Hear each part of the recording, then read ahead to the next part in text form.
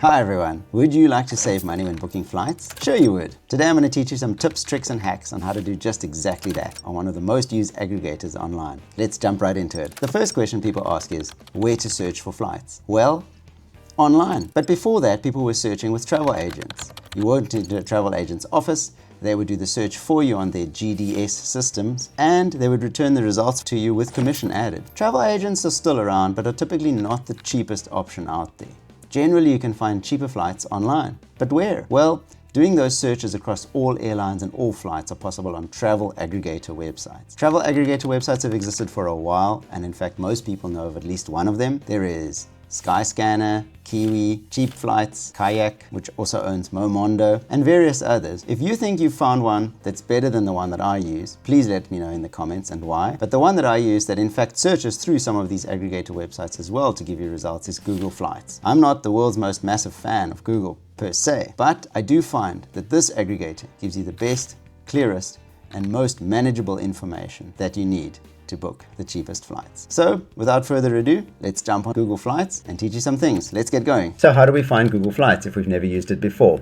Well, as you can see, I'm on Google, I type in Google Flights, and obviously that's the first hit. Find cheap flight options and track prices, and you'll jump right onto the opening page screen.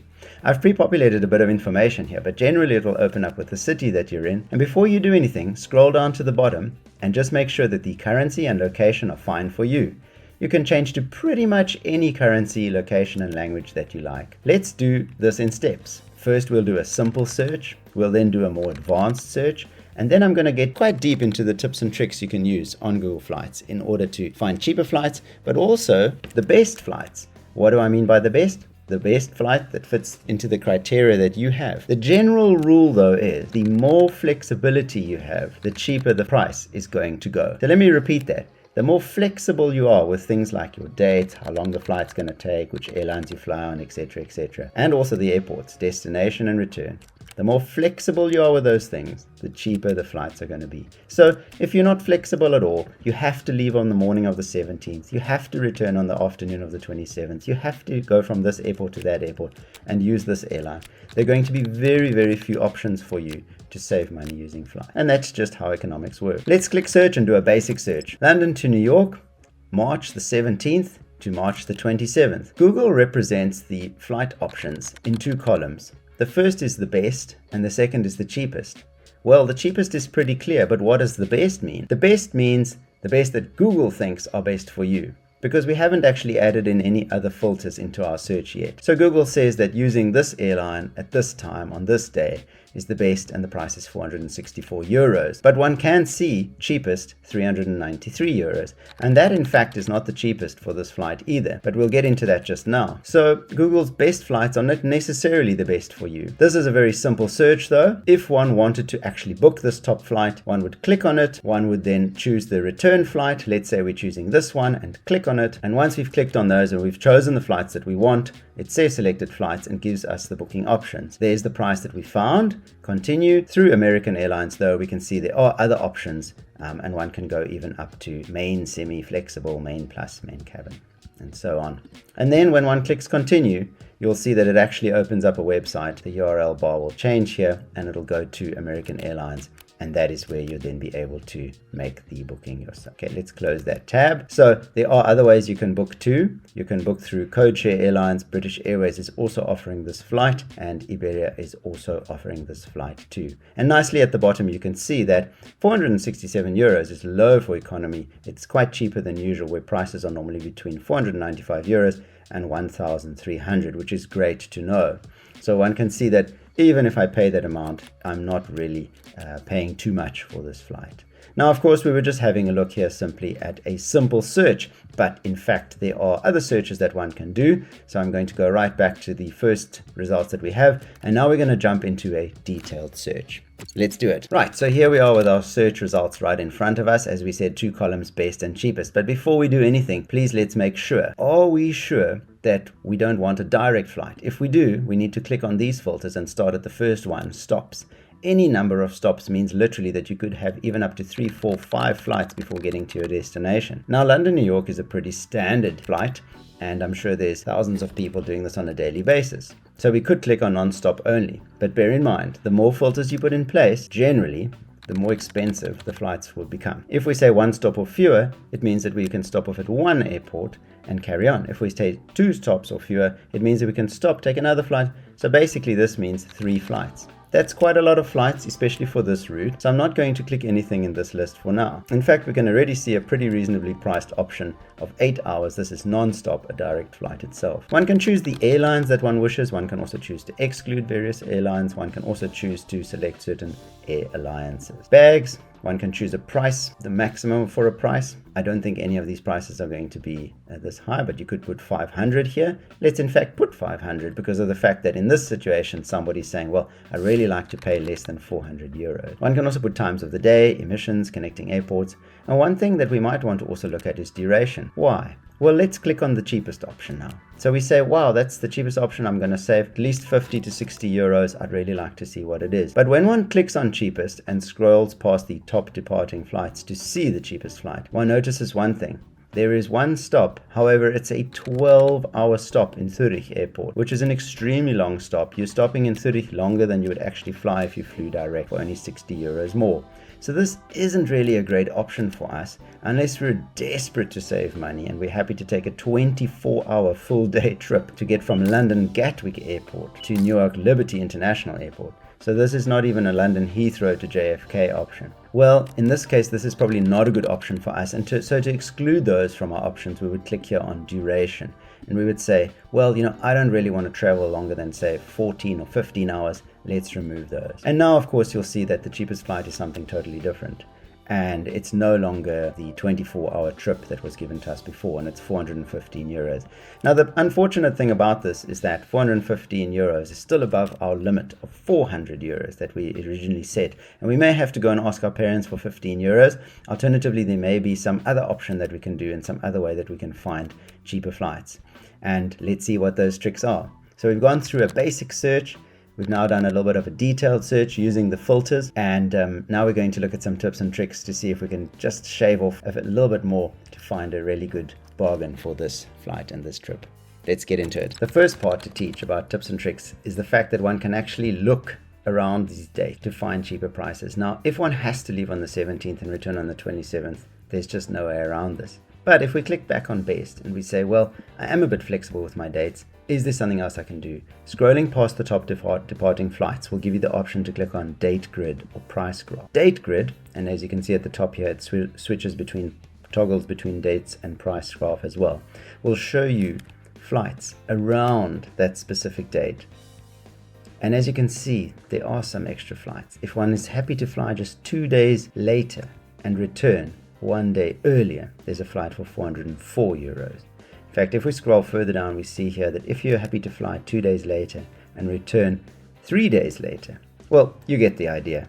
Let's click on one of these, this one up here. You double click on it, you can see little stars around the cheapest prices that are there, and you click OK. This is then going to give you the results, including that 404 trip. And in fact, look at this. On Norse Atlantic Air, you're able to fly from London Gatwick to JFK directly for only 404 euros.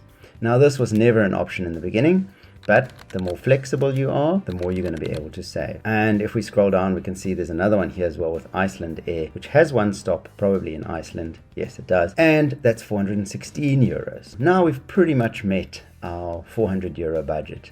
And if we were to take away this less than 15 hours and see what other kind of very long flights we would find, we'd probably find that the cheapest flight drops quite considerably again, but with the added inconvenience that one has to travel quite a very long way. If I click on date grid here, there's probably going to be something quite cheaper.